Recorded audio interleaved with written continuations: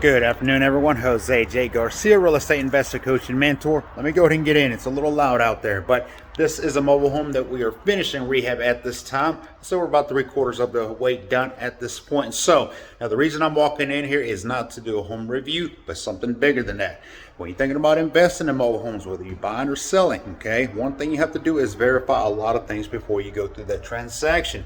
If you watch our social media and you've been paying attention to, we have an event coming up November 30th. It's going to be a virtual Zoom event where we're going to be coaching you the step-by-step how to retrieve, replace, or get titles.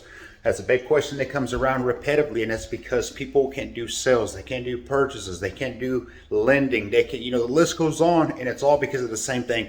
There is no title. There is no way for them to verify to get a title. A lot of times it could be a simple process, but it means going out to the mobile home physically and seeing both inside, outside. Can I verify the VIN number? That's step number one. What I want to show you here is one of the places where you can find the HUD data sheet. Now there's a HUD data plate outside, whole different process. We'll make a video for that as well. But on the inside here, which is typically the master bedroom closet, you have the HUD data sheet. That's what you want to see. That is what is going to give you the details to the year, the make, the model, even the wind zones. If you know what wind zones and what that's there for, that's also something you can retrieve from that HUD data sheet. But the biggest thing is the VIN number, because if you're out here doing let's say a bond title that you have to do on it, you're going to have an officer come out. They're going to want to verify all the documents, make sure everything's up to par, make sure it's not stolen. That's one big thing. And then they can come in and you can show them.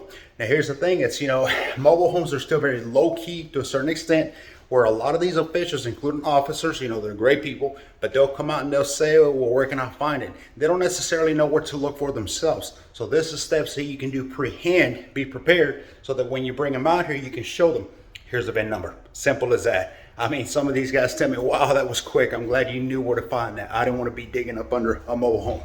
You can find the VIN number outside also, which could be in the tub, could be under the home. We'll make another video for that. But look, if you're struggling, if you're stressing, or you simply want to know the process, because if you're getting into mobile home investing, you will run into that process where somebody may have a mobile home, but there's no title.